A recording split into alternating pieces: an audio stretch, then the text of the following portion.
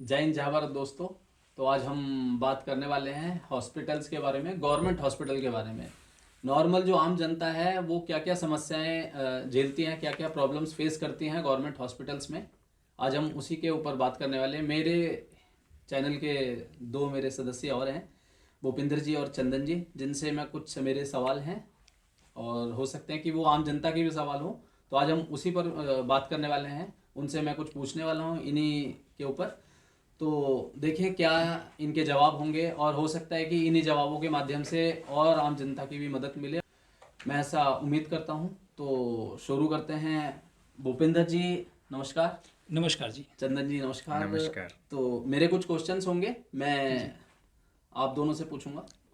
उम्मीद करूंगा कि आप लोग हमारी जो जनता देख रही है उनको बिल्कुल, मतलब बिल्कुल तो नहीं कह सकते, लेकिन लगभग सही राय देंगे।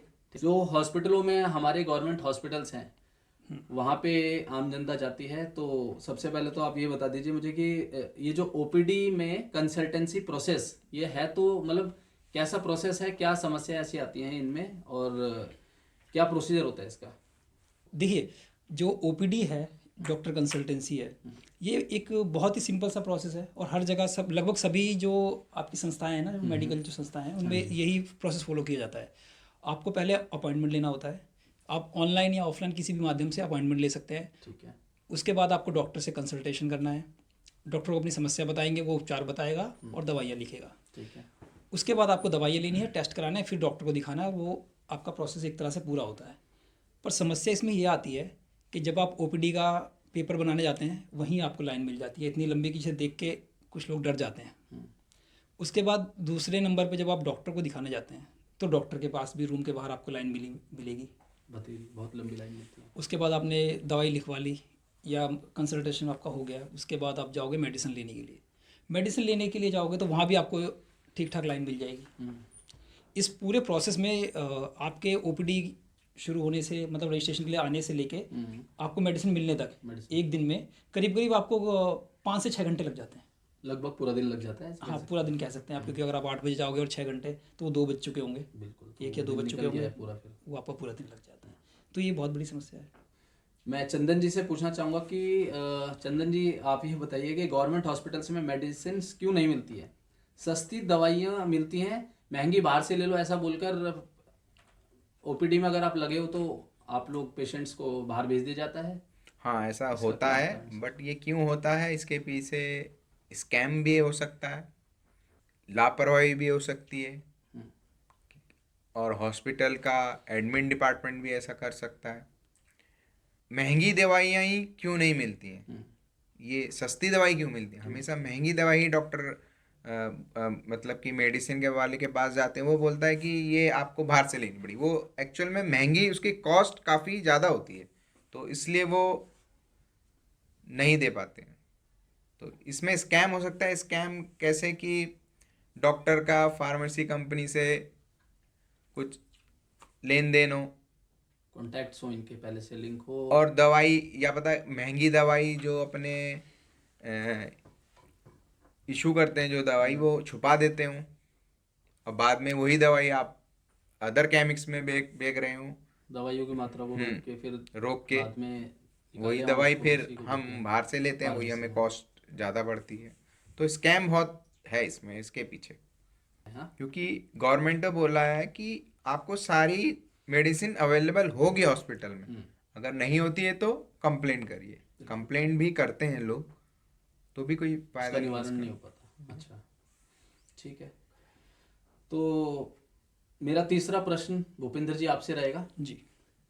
जो गवर्नमेंट हॉस्पिटल है उनमें प्राइवेट जैसी केयर क्यों नहीं होती है, और गवर्नमेंट या प्राइवेट के स्टाफ्स में बिहेवियर में क्यों चेंज ऐसा आ जाता है कि प्राइवेट आप देखेंगे तो बड़ा अच्छा बिहेवियर या सॉफ्ट बिहेवियर रहता है पेशेंट के लिए, और वहीं आप अगर किसी गवर्नमेंट हॉस्पिटल में जाते हैं तो फिर उनका बिहेवियर, मतलब आप देखोगे कि एकदम से सडन चेंज किसी और गवर्नमेंट हॉस्पिटल के जो केयर टेकर हैं उनका बिहेवियर में बहुत फर्क आ जाता है। इसके क्या कारण हो सकते हैं, क्या वजह है इसकी। तो सर, इसमें आपके 2 सवाल हैं। पहला कि प्राइवेट हॉस्पिटल जैसी केयर सरकारी हॉस्पिटल में क्यों नहीं मिलती है। ठीक है। तो इसका तो सीधा सीधा जवाब हम ये दे सकते हैं कि जो सरकारी हॉस्पिटल है सर, उसमें स्टाफ जो है वो थोड़ा सा रूड हो जाता है, शायद ज़्यादा पेशेंट्स के आने की वजह से, कि बहुत ज़्यादा पेशेंट्स आते हैं और उनके ऊपर वर्कलोड ज़्यादा रहता है इसकी वजह से। और दूसरा आपने कहा कि प्राइवेट वाले जो हैं वो केयर ज़्यादा करते हैं। तो प्राइवेट में केयर करने का सर मेरे हिसाब से क्या लगता है कि अगर किसी बंदे को आप direct money hand to hand देते हो तो उस पर इम्पैक्ट अलग होगा, और वो मनी मैं नहीं दे के किसी और के माध्यम से, तो किसी और तरीके से पैसा पहुँचे उनके पास, तो अलग होगा। तो ये सीधा सा सिनेरियो इन्वॉल्व हो जाता है आपके प्राइवेट और गवर्नमेंट हॉस्पिटल के बिहेवियर में। इसमें क्या होता है कि जो गवर्नमेंट हॉस्पिटल के डॉक्टर्स और नर्सेस है, स्टाफ है, उसको सैलरी गवर्नमेंट की तरफ से मिलती है, तो उनको लगता है कि मेरा जो सैलरी है मेरे को पब्लिक से तो नहीं मिल रही है, मुझे तो सरकार से मिल रही है और मैं सरकार के लिए काम करने की बात करता हूँ। उनको पेशेंट में अपना इन्वॉल्वमेंट नहीं दिखता है। उसी डॉक्टर को अगर आप देखोगे, अगर वो ओपीडी में जाके 500 रुपये फीस लेके देखेगा तो वो आपसे इतने प्यार से बात करेगा कि आप मतलब आप रिकॉग्नाइज नहीं कर पाओगे यही डॉक्टर ओपीडी में मुझे कल भगा रहा था, और आज यही डॉक्टर 500 रुपये लेने के बाद, सिर्फ 500 रुपये लेने के बाद मेरे से इतने प्यार से बात कर रहा है, मुझे बैठा रहा है 15 मिनट से मैं इसके पास बैठा हूँ, जिसके पास 15 सेकंड का समय नहीं था सरकारी अस्पताल में मेरी बात सुनने का। अगर आप किसी भी डॉक्टर की सैलरी को अगर देखेंगे वो बहुत अच्छी खासी सैलरी होती है, और अगर आप बाकी नर्सिंग स्टाफ भी देखोगे गवर्नमेंट हॉस्पिटल का तो अच्छी खासी सैलरी मिल रही होती है उन्हें। वहीं अगर आप प्राइवेट में जाओगे तो उन्हें आवरली बैठने के हिसाब से पैसे मिल रहे होते हैं, कितने आवर बैठेंगे उसके हिसाब से उनको सिटिंग के हिसाब से पैसे मिलते हैं, या पेशेंट के हिसाब से डॉक्टर्स को। और जो नर्सेज स्टाफ होता है उनकी सैलरी जो होती है जो गवर्नमेंट हॉस्पिटल में जो नर्सेज या स्टाफ होगी उसके हाफ से भी कम होती है। और उसके बाद जॉब श्योरिटी तो फिर आपको पता है गवर्नमेंट वालों को इतनी जॉब श्योरिटी होती है, उन्हें पता है कि मैं कुछ भी करूँ तो सब चलेगा, क्योंकि नौकरी तो कहीं जानी नहीं है, अब तो सरकारी है। तो इसीलिए वो अपने और काम प्राइवेट को और बिहेवियर को लूज कर देते हैं और कैसा भी व्यवहार करते हैं, जबकि आम जनता से उन अच्छे से व्यवहार करना चाहिए। सर कहीं ना कहीं घूम फिर के तनख्वाह तो उनको मिल जो रही है, जनता के पैसों से ही मिल रही है। वो पब्लिक को किसी भी तरह से मनी से नहीं जोड़ पाते कि मेरी जो इनकम का सोर्स है पब्लिक है, वो इनकम के सोर्स को सरकार से जोड़ते हैं, और पब्लिक को कि भाई अब तो ये आ ही गए हैं और इतनी भीड़ लेके आए हैं, तो वो केवल भीड़ की तरह गिना जाता है उन्हें।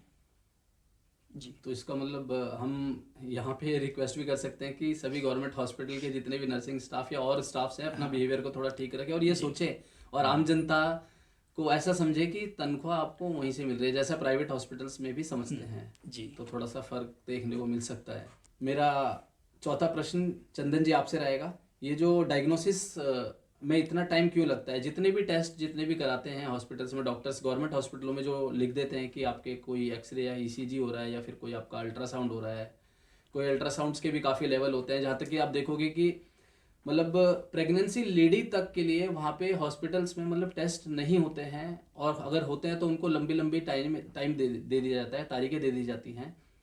यहाँ आप समझ सकते हैं कि नॉर्मल आदमी जो है वो अगर अल्ट्रासाउंड करा रहा है तो उसको समय दे रहा है थोड़ा सा, ठीक है, बट प्रेगनेंसी लेडी का तो 9 महीने का टाइम होता है, उसमें लेवल 1 और 2 भी होते हैं। तो काफ़ी जगह देखा गया और सुना भी ऐसा है कि मतलब इनके अल्ट्रासाउंड्स भी हॉस्पिटल में क्यों नहीं होता, बेचारी वो प्रेगनेंसी में लेडी कहाँ कहाँ जाएगी, इधर उधर भागेगी, तो थोड़ी सी सुविधा इसमें होनी चाहिए। तो इतना समय क्यों लगता है सर, मेरा आपसे ये प्रश्न है। देखिए सुरेश जी, ऐसा है कि हमारे पास इक्विपमेंट की कमी है। वो इक्विपमेंट जो हमारी अदर कंट्री में तुरंत ही रिपोर्ट प्रोवाइड कराती है, ऐसे इक्विपमेंट की कमी है हमारे देश में, और लेटेस्ट इक्विपमेंट भी नहीं है हमारे पास। जैसे कि आप ब्लड टेस्ट कराते हैं तो तुरंत रिपोर्ट नहीं देते हैं, नेक्स्ट डे बुलाया जाता है। तो हमारे पास ऐसे इक्विपमेंट नहीं कि तुरंत रिपोर्ट, क्योंकि अदर कंट्री में क्या है कि ऐसे इक्विपमेंट हैं जो कि तुरंत रिपोर्ट दे देते हैं, और इक्विपमेंट होने के बावजूद भी वो इक्विपमेंट खराब हो जाते हैं तो उनको रिपेयर भी टाइमली नहीं कराया जाता है। जैसे आइस की मशीन हो गई है, एयर की मशीन हो गई, वो टाइमली रिपेयर नहीं किया जाता है। सर देश इतना विकसित हो रहा है, हमारा इतना population विकसित इतनी हो रहा बढ़ती है जा ये रही है, तो उसके साथ आप देखोगे कि दूसरे देश जब ये अपडेटेड मशीन्स ला सकते हैं और उनको टाइम टू टाइम सर्विस दे सकते हैं, तो हमारा देश ऐसा क्यों नहीं कर बिल्कुल कर सकता है। इस पे हमें सरकार को कुछ करना चाहिए और इक्विपमेंट प्रोवाइड किए जाने चाहिए कि हमें रिपोर्ट जो है तुरंत मिली जाए। जैसे एक कलर स्कैन होता है, आपका प्रेगनेंसी में एक कलर स्कैन भी होता है, तो वो हॉस्पिटल में, कुछ ही हॉस्पिटल में वो मशीन्स अवेलेबल है, और इसलिए डॉक्टर बोलते हैं कि आप बाहर से कराइए। तो ठीक है। इक्विपमेंट की कमी तो है बहुत इक्विपमेंट की बड़ी। कमी होने के कारण आप ये कह रहे हैं, और उसकी हाँ जी, सर्विस टाइम टू टाइम नहीं टाइम होती, टू तो नहीं इसीलिए हर चीज़ में डिले होता है डिले होता है टेस्ट कराने में। टेस्ट कराने। ठीक है। तो मेरा पांचवा प्रश्न भूपेंद्र जी आपसे रहेगा कि हॉस्पिटल में स्टाफ वाला सिस्टम ये कब खत्म होगा और कैसे खत्म होगा? जो आप कहीं भी प्राइवेट हॉस्पिटल में ऐसा कोई स्टाफ सिस्टम आपने नहीं देखा होगा, लेकिन गवर्नमेंट हॉस्पिटल में अगर लाइन लगी हुई है किसी ओपीडी, किसी डॉक्टर के रूम के बाहर, मेडिसिन डॉक्टर के बाहर ही आप ओपीडी में देखेंगे तो लाइन लगी होती है। वहाँ से दो लोग चल के आते हैं, कभी कोई नर्स आता है, यहाँ तक कि सिक्योरिटी गार्ड भी आता है और चलता हुआ अपना अंदर घुस जाता है डॉक्टर के पास। और बाद में हमें पता लगता है वहाँ पे जो उनके अटेंडेंट होते हैं वो बोलते हैं कि ये स्टाफ है, और सीधा अंदर घुस जाते हैं। तो सर कब खत्म होगा स्टाफ वाला सिस्टम, क्या बता सकते हो? और कैसे खत्म होगा, क्या राय है आपकी? देखिए, कुछ लेवल पे आप स्टाफ कह सकते हो, पर हर लेवल पे आप स्टाफ नहीं कह सकते। इसको आप सीधा करप्शन से जोड़ के देखिए। अच्छा, तो आप कह रहे हैं कि करप्शन भी हाँ, है इसमें इन्वॉल्वमेंट? मैं करप्शन से इसे इसलिए जोड़ रहा हूँ अच्छा। क्योंकि आप स्टाफ वाला जो सिस्टम देखोगे ना, तो कभी आपको ना कोई ऐसा नहीं होगा कि एक मतलब आपके ओपीडी में कोई डॉक्टर बैठे हैं, तो कोई बड़ा सर्जन आया, उसने कहा ये मेरा भतीजा है, इसे आप देख लीजिए। कभी ऐसा नहीं होगा। आपको क्या मिलेगा देखने को? एक वार्ड बॉय आएगा, एक सिक्योरिटी गार्ड आएगा, या बाहर कोई काम करने वाला आएगा। डॉक्टर सर 1 मिनट बोल के वो अंदर घुस जाएगा, और बाहर लोग पूछेंगे क्या है, तो वो बोलेगा कि जी स्टाफ। तो होता क्या है, ये आपके वार्ड बॉय हो गए, ये आपके बाहर काम करने वाले। अभी तो कॉन्ट्रैक्ट पे बहुत सारे लोग आते हैं, क्लीनिंग में, हाउसकीपिंग में, है ना, सरकारी हॉस्पिटल में ये कॉन्ट्रैक्ट पे लोग होते हैं। तो ये लोग क्या करते हैं, किसी ने 100-200 रुपये, 500 रुपये, 1000 रुपये पकड़ा दिए इनको, तो ये सिक्योरिटी गार्ड या जीडी वाले जो हैं, ये क्या करेंगे, उसका ओपीडी गार्ड बना देंगे, उसे डायरेक्ट डॉक्टर के पास ले जाएंगे, वो सिर्फ 1000 रुपये में।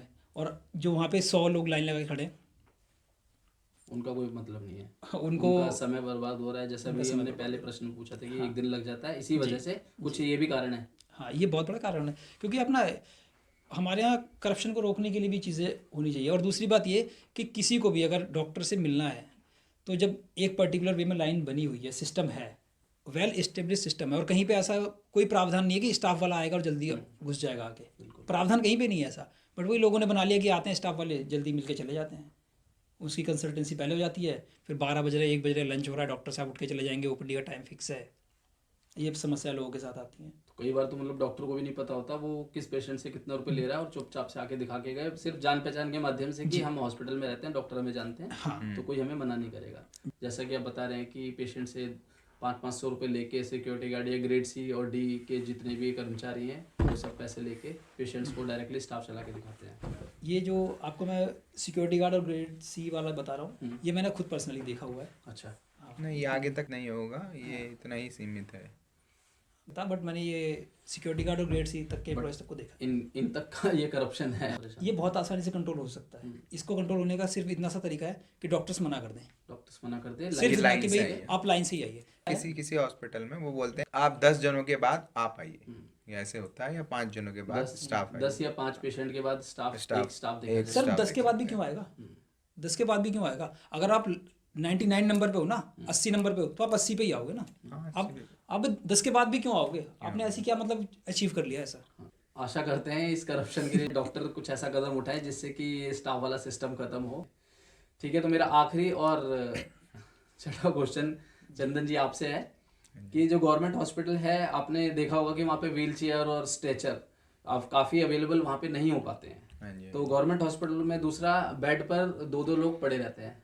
हाँ जी। तो सर इसका कारण क्या है कि मतलब व्हील चेयर और आपको स्ट्रेचर अवेलेबल नहीं हो पा रही है? इतने बड़े हॉस्पिटल में 1000 बेड का कोई हॉस्पिटल है, उसमें व्हील चेयर और स्ट्रेचर अवेलेबल नहीं होते। और अगर कभी आप मांगने भी जाते हो तो वहाँ पे आपसे पहले कभी आधार कार्ड मांगते हैं, तो कभी कोई आईडी मांगते हैं, उसके बाद वो खो गई तो उसकी भी उनकी कोई रिस्पॉन्सिबिलिटी नहीं है। दूसरा, एक बेड पे 2-2 लोगों से ज़्यादा पड़े रहते हैं, पेशेंट से ज़्यादा ऐसे हैं जो पड़े रहते हैं। देखिए, सबसे बड़ी वजह तो पॉपुलेशन है। जनसंख्या ही हमारे देश की इतनी ज़्यादा है, हम चीन से भी आगे निकल चुके हैं। अच्छा।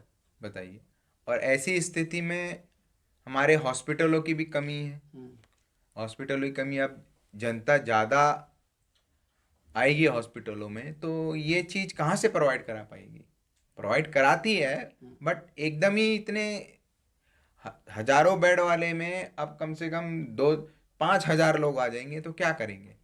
अब पेशेंट को तो देखना ही है, बचाना ही है, तो इसलिए हम 2-2 बेड में हमें 2-2 पेशेंट रखने पड़ते हैं।